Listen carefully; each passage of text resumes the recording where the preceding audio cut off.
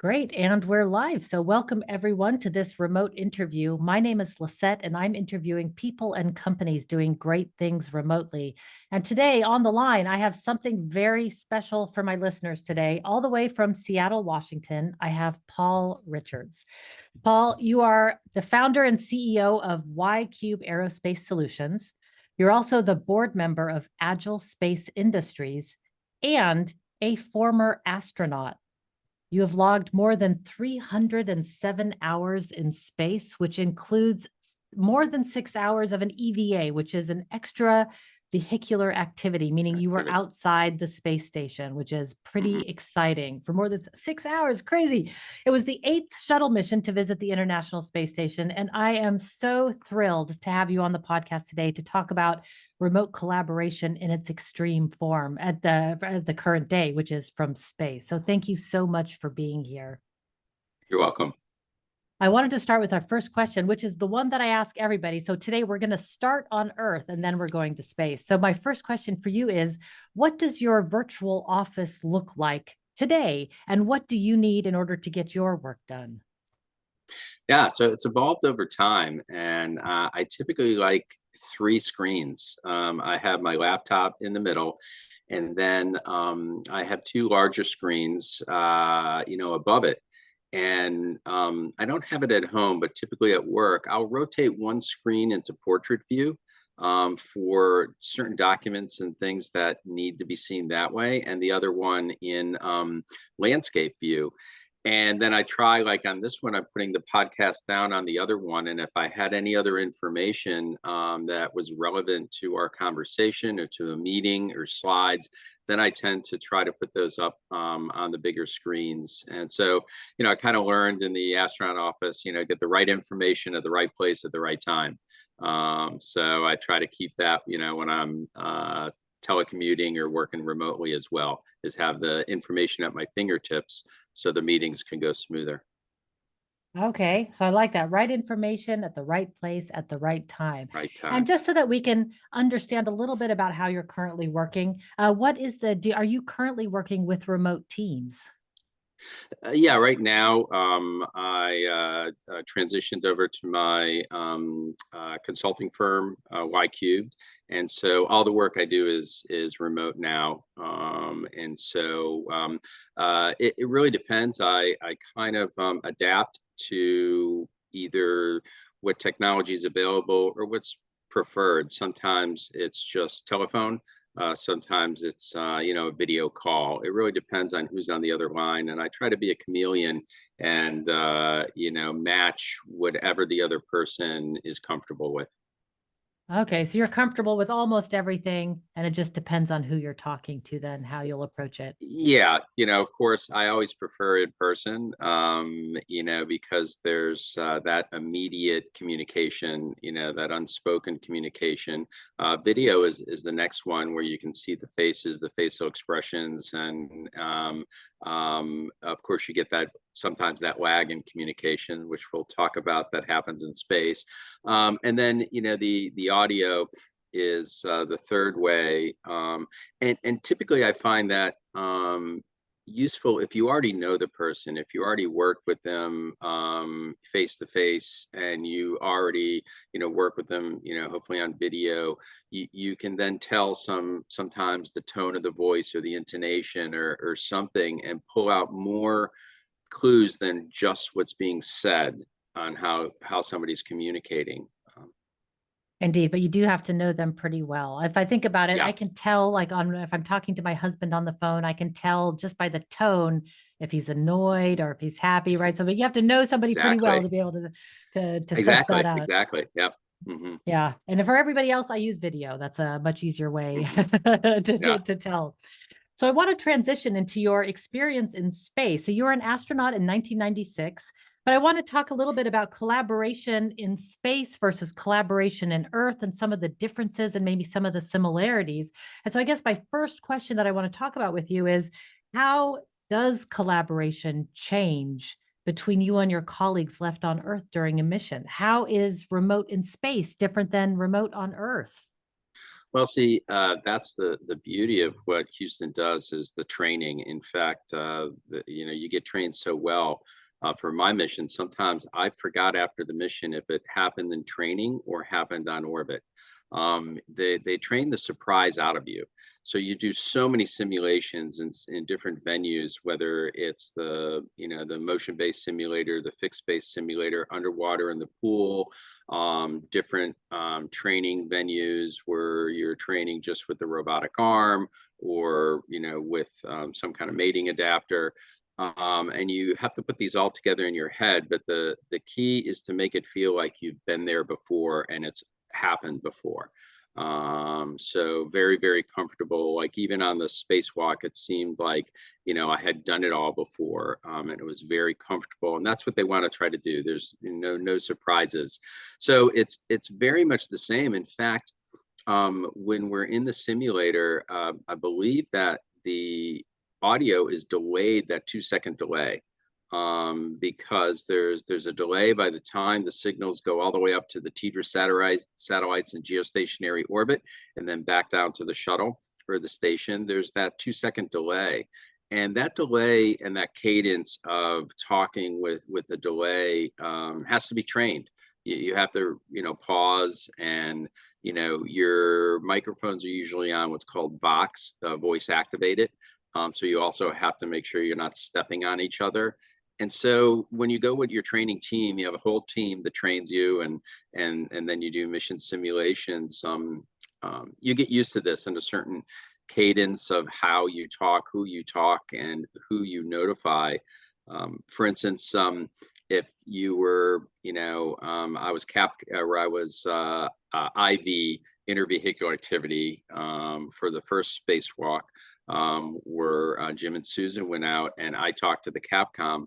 But you'd say, like Houston Discovery for EVA, Houston Discovery for Eclipse, so you would start your conversation of what you were talking about, because there's hundreds of people on the ground listening to multiple loops at a time, and they would perk up when they would hear, the crew calling the ground and who they wanted the message to go to, because you're not necessarily talking to that person, but they have to listen because you're talking to the capsule communicator or Capcom. Oh, so it's a bit like being in an open office. Like they can hear everything that's going on, and then you just perk up when you hear your name. Hear your name, and then you talk to your lead, and then that lead talks to the flight controller, and the flight controller confers with the flight director, and then the Capcom delivers the message to the crew.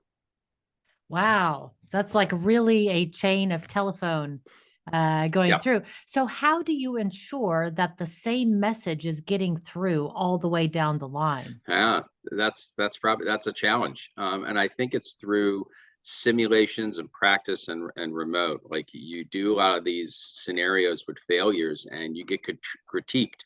Like right after every sim, the crew and everybody gets critiqued. What did you do right? What did you do wrong? And so a lot of it is practice, and honing your craft. And even I was back room for some of the Hubble missions as an engineer.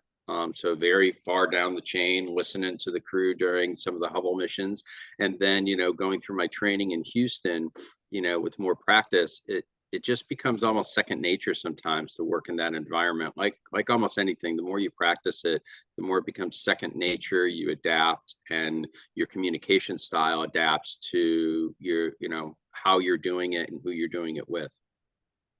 So does Zooms on Earth seem luxurious compared to the the 2-second delays that you Yeah, experience? I think I remember trying video conferences and everything when the internet sort of first started. I'm that old, back in the night, and we just couldn't use them, and I think with the high speed bandwidth and everything, the technologies that we thought we'd be using in the late 90s, early 2000s are finally coming to fruition now that everybody has it in their homes and stuff. And so, yeah, it is interesting seeing it evolve, and being able to use video now. Were you able to use video on in space? Yeah, the only video that we had in my mission in 2001 was a video conference with your family. They'll bring your family into, MCC, the mission control, and you get, one video conference with that. Otherwise, everything was just audio. You'd have a morning with the flight surgeon every morning, and that was the only audio that really gets encrypted because it's a personal one-on-one medical information. And then, everything else was really audio. And I believe as the technology has increased, as the bandwidth has increased on space station, that they do more video. The other time we would do videos, we would film it and then send it down. So we would actually, go ahead and try to film it. And I believe I'm trying to think if we did one more live broadcast for the change of command, but sometimes we actually just filmed it and then sent it down later. And it kind of looked like it was happening real time. Ah, interesting, interesting. Okay. And I want to actually dive into some of the communication protocols that you had with your colleagues. So there's the 2-second delay that you were talking Hmm. about. So that's one definitely to train for, I can imagine. Were there other communication protocols that helped to make sure that people didn't step on each other or that you were having good conversations online? Yeah, I think that's part of the overall structure and training is that, like during spacewalks, it's with the Capcom. You talk with the Capcom or your trainer, and then you have to learn it. I think at the beginning you do maybe tend to step on people, when you're a rookie or an astronaut candidate learning this stuff, and then you kind of just learn the cadence and the protocol. How did you adapt this sort of training to your teams back here on Earth? Like when you're agreeing on how to work together, what were some of the communication protocols that came up that maybe were influenced by your previous experience?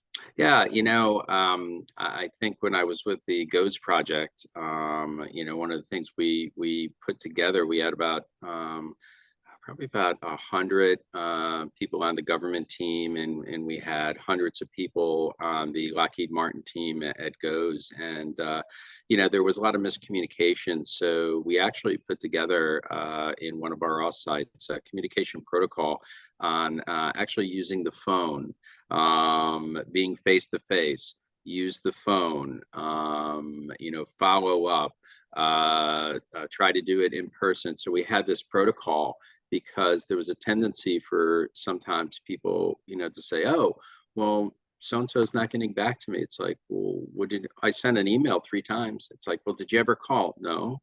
Well, why don't you call? Maybe they're not getting that email in the thousands of emails that they get. So kind of just that communication was important. And it's the lifeblood of any kind of mission or project. So what I brought is that importance that we did it different ways, but it is, like I said, the lifeblood. It's all about communication, and there's typically 4 stories going on. From what you think to what you say to what somebody hears to what they think. Even in a one-on-one conversation, you're not communicating 100% what you think is in your head to what the other person is perceiving. And so, that's the trick, is how do I get most of that information out? How do we try to get on the same page of what we're trying to collaborate on? I love that. So you brought a focus to that area. Yes. I love that. One of the things that I teach in my workshops is I teach people to create a team agreement for just to agree what is normal behavior for our team. Where are we going to Yeah. store the files? What tools will we use to communicate? Like if it's an emergency, then what, right? Like do Yeah. you call? Do you WhatsApp? Like what's the Yeah. protocol there? Yeah. Call tree. Yeah. The call tree, who to call, when to call them. Yeah. Yeah, because you don't want to wait until the emergency because everybody reacts differently. Like I'm a Hmm. panicker, right? So that I'm not thinking at my clearest. So if I have a checklist during that, Yeah. then that would definitely be helpful. Yeah, and it's interesting on orbit as we got more and more into the training, we went from verbal communication to just visual and touching and tapping and pointing to things. And we knew with the other person, with the cockpit crew, the commander, the pilot, and I was a flight engineer. After 8 months of training, a lot of it was just pointing and anticipating. I would just look at, either the pilot or the commander, and then see that they needed a pencil or a gold clip, or that they were on a certain procedure. And so a lot of it, by the more familiarity and the time you spend, we were able to get to that level of nonverbal communication. Wow. Wow. Which I can imagine is super important on a spacewalk when you can't easily talk with each other. You want to be able to Hmm. have that sort of level. So one of the questions that I have is when you get to the International Space Station, how does one integrate? It's like you're getting there and all of a sudden you're part of a new team, right? It's not like you've never Yeah. met them before, but how do you integrate yourself into this team when you get Well, there? actually, on our mission, so we brought up Expedition 2 and brought home Expedition 1. And although I briefly really didn't meet the crew. They already launched by the time I was assigned. And so the Expedition 1 crew, we really didn't have much time with at all. Yeah, and so also integrating, there's a different tempo of the shuttle flights versus the station flights. And there was actually three different mission elapsed times. There was like the Houston time, there was the shuttle mission elapsed time, and the station mission elapsed time. And when you would get your flight data file and your procedures, you had to make sure you knew what time was going on. And, I think I wore two watches, or and I remember the Expedition 1 crew saying, "You guys are exhausting," because they were on an 8-hour, 7-day a week. They paced themselves, and we were up there sprinting. So they were on their marathon, and we were running 100-yard sprints, and they were like, "Slow down! It's 2 o'clock. We're gonna have some tea." And it's like, "Oh, we've got all this stuff to do.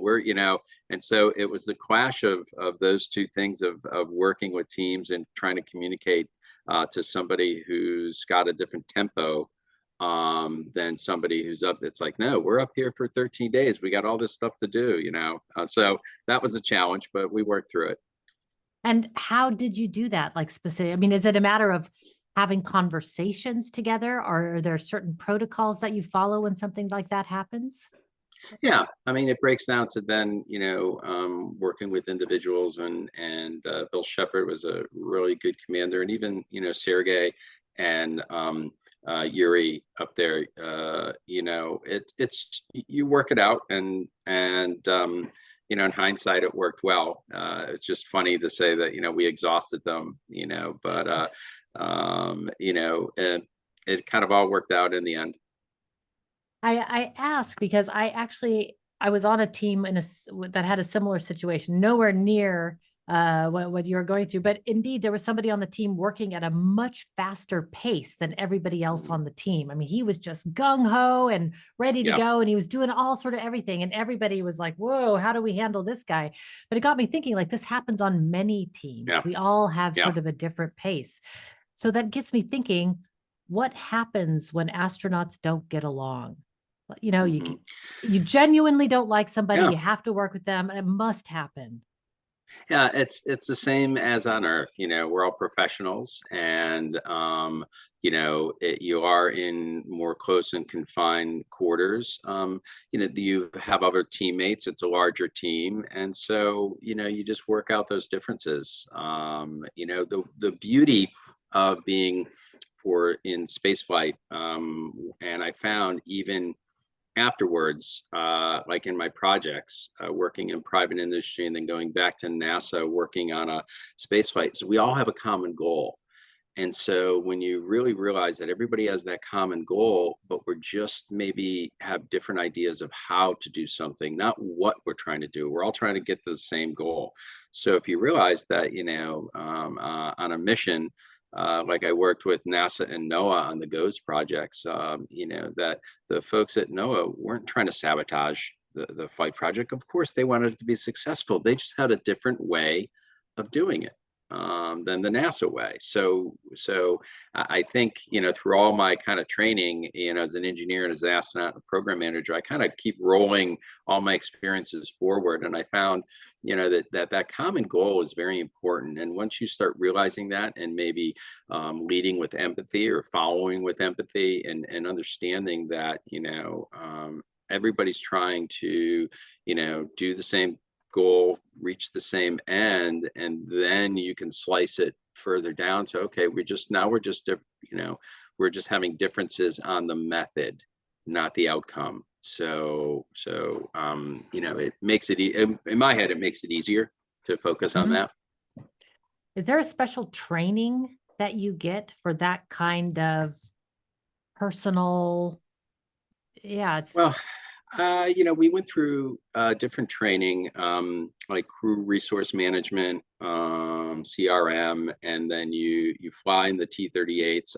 I wasn't a previously checked out pilot. I just had some hours in private pilots, but you're flying backseat of a T-38 and getting your hours. You learn to communicate in a stressful environment over the microphone, with the pilot, and you're the backseater.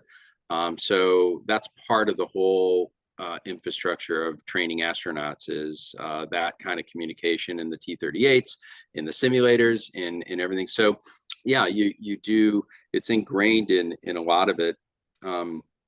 We did also do leadership and followership training up very, very far in Canada, far north, in like minus 40 degrees. ooh, I think Celsius and Fahrenheit is the same. It would get that cold at night, but stressful conditions bring out different characteristics, or your base characteristics. And we learned followership and leadership. So that was some of the different training that we went through, and there's different classes. And I think a lot of it is ingrained in the normal flow, whether it's your astronaut candidate general simulations, or your mission specific simulations. A lot of that, those lessons and everything, are all over the years, ingrained from, one mission to another, as we learned, whether it was the Mercury going to Gemini, to Apollo, to shuttle, to station, now to Artemis. Like NASA's brought that along and evolved the training, with all that expertise and the way of doing things, with all that heritage. right. I can imagine. You learn a lot. I mean, and it sounds like you're doing a Hmm. lot of different retrospectives if I've been listening to what Hmm. you're saying. So, do all astronauts around the globe get the same kind of training, or is it very different depending on the country that you're coming from?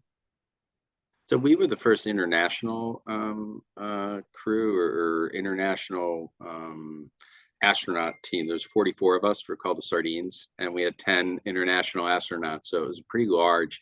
And they come out, everybody comes over to NASA, to Houston to train. And we did do training in Russia, for the Russian part of the space station, took Russian language training. And then as station started developing, some of the training, was then up in Canada for the Canadian arm, in I believe in Japan. So there's training in different parts of the country, but try to consolidate it, all. And then it really, I trained on a shuttle mission, and then I did some station training. So then it's templates on based on what you're doing. Like once you get assigned to a mission, then there's a mission specific training versus the general training of just classes that you take for your proficiency. Whether it's in the neutral buoyancy lab, the NBL water, and of course you always have to stay proficient in the T-38 with so many hours and get checked out. So it is, you have people putting together your schedules, and all the training, and there's all these requirements of what you have to stay proficient on in general. And then once you get assigned a mission, then there's a whole template of a mission specific training that you have to do.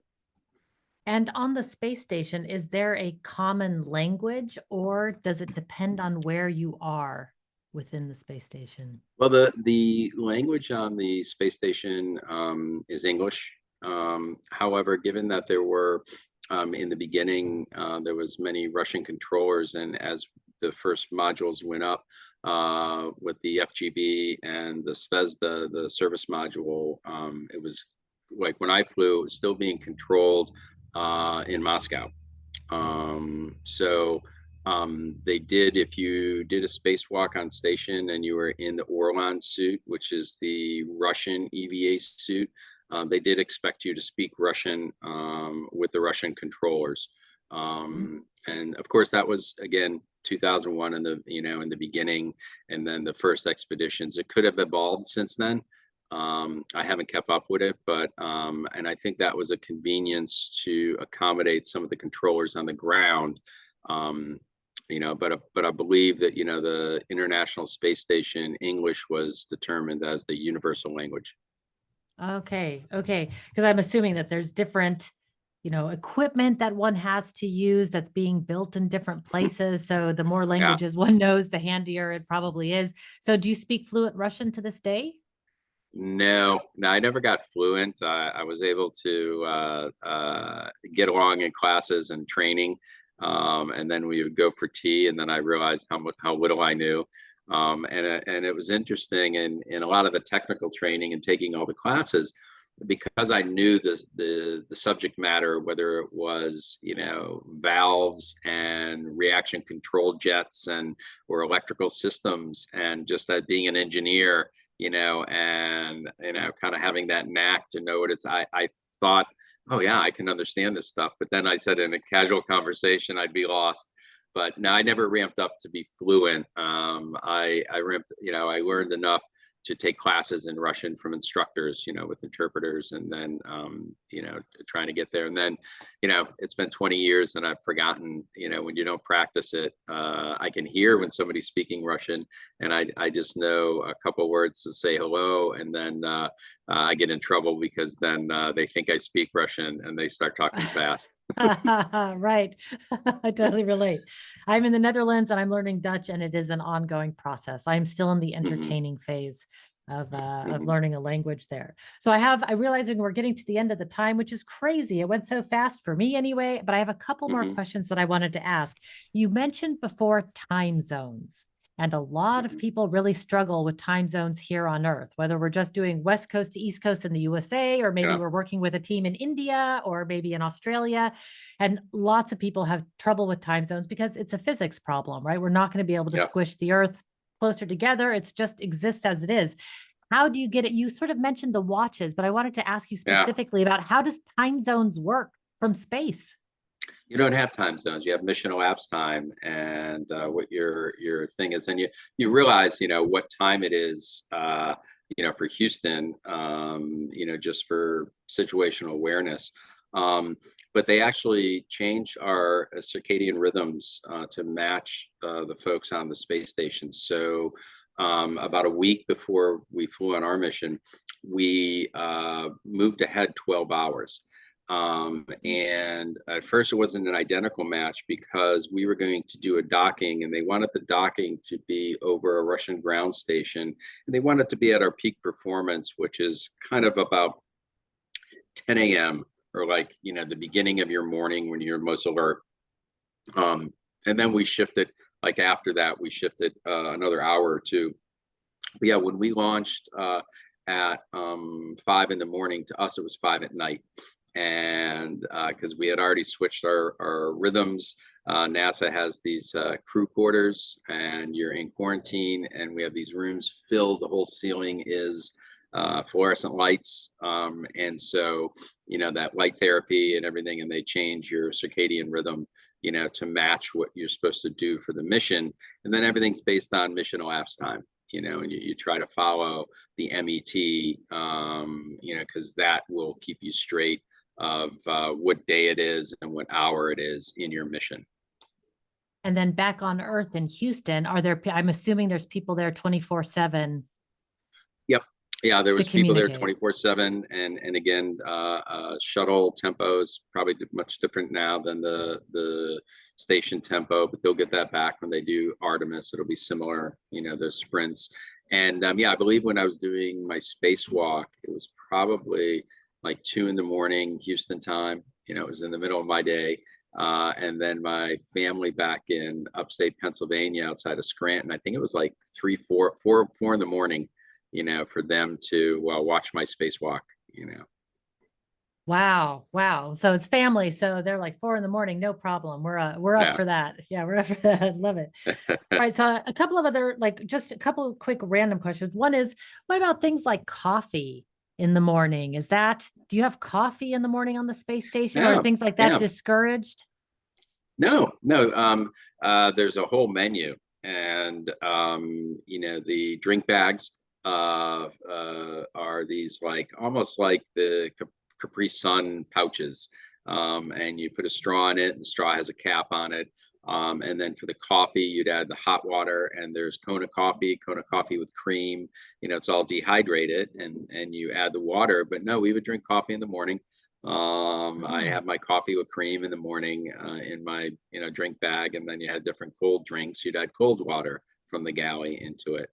Um, I always wondered if coffee would be one of those, like a weak point. If somebody doesn't have their coffee in the morning and then they're irritable afterwards or they're groggy afterwards, like, maybe they trained astronauts not to drink coffee or, no caffeine or yeah. something. I wasn't sure. So anyway, but that was my random question.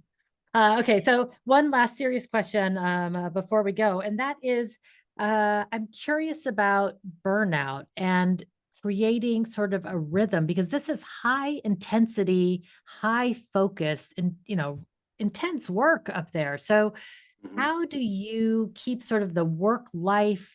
How does work life boundaries work in that Yeah, circumstance? that's a good question on work-life boundaries. So, when I was a rookie on my shuttle mission, it was very intense. In fact, we were a mission that was put in between two missions. So we were 5A.1 on our station. So we SGS 102, but 5A.1. So we were in between 5A and 6A, and it was called the dot flight. And they wanted to see as well if they can train a crew in like 8 months versus the normal 9 months or 10 months for a mission. And we were doing a spacewalk, which a lot of times it takes 18 months to train for a spacewalk. And again, they wanted to compress our training, kind of almost as a experiment a little bit, to see if we can do this rapid training. So it was very intense. I remember we had to get waivers because we're government workers and there's OSHA waivers. I remember signing papers that we were going over the allotted hours per week, and we were working 6 days a week. Then I believe we did some sims on Sundays. And, I was so focused on not messing up and hurting my crewmates that I was like totally focused, maybe to a detriment only on the mission. And even, I got kind of scared before the flight, in crew quarters. I had the butterflies, and my mission commander, as a rookie, said, well, I expect that because if you weren't scared, you'd probably be crazy. So he said the only piece of advice I can give you is between now and when we're on orbit, focus on the next 10 seconds of your life, whether you're tying your shoe, whether we're doing some last minute training, whether we're watching a movie in crew quarters, whatever we're doing. He goes, unfortunately, it's like, forget about your family, forget about your friends, and just focus on the mission. And I did that. It took a couple of days to just totally focus on that mission. Um, so that was like sort of the intense shuttle stuff. And then the station, the station training, when I first started, it was the training was taking like 5 years going back and forth to Russia. And 9/11 happened when I was over there. I got stuck in Star City during 9/11, and my wife at the time was pregnant with our son. And then I did training in Sochi, and we couldn't communicate. She was in the hospital. And so that family life balance for me after 9/11, looking at 5 more years of training. So that was sort of my decision to retire from flying and leave the astronaut office, is because I didn't want to miss out on that time with my family, and actually moved back to the Northeast Pennsylvania, even, so not even my immediate family, but my brothers and sisters and my mother and everything. So that it's very hard to try to compartmentalize when you're training. So that's probably always going to be a challenge, given the demands that's required to do something so intense and so important to the nation. It's that sacrifice that sometimes people have to make. Yeah, indeed. It's not your normal job. It's you're not going to Hmm. the office every day with Yeah. people. So, okay, I thank you for that. Is indeed, I can imagine it would be very difficult, but also then at some point, then it's over.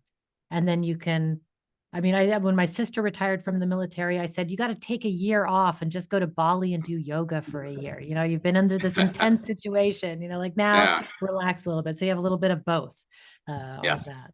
So I love that. All right. And so we're at time today. And just so for our last question, I would just ask, what sort of technologies make you really excited about the future of work that you're seeing?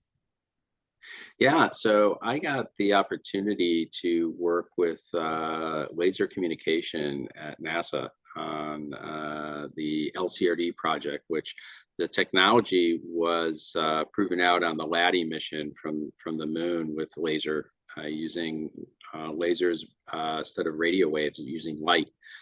Because of the frequency is much higher, you can get more data. Of course, the people always say it's faster, but the speed of light's the speed of light. It's just higher frequency, so you put more bits in it and you get more bandwidth. And so I learned a lot about that kind of technology, the laser technology for communication, and I think that's now finding its way into other satellites, other missions on that. And the LCRD mission with NASA is a success from geostationary orbit. They're talking to two ground stations, and there's another mission called Illumiti, which will go up on the International Space Station and then use laser comm with LCRD and then increase the bandwidth. So I think, in deep space, the technology or on, for Artemis, for the station, for any lunar stuff, trying to get this higher bandwidth communication so you get more information, better quality, and not as much latency as well, is going to be a game changer. And so I'm excited about that, the laser comm. Oh, interesting. All right. So some of us are still struggling with the old spider conference room on the conference room tables, little spider phones. But Yeah. laser technology is coming. So hopefully we'll have Yes. Yeah. holograms and virtual reality in the future. We're going to need that.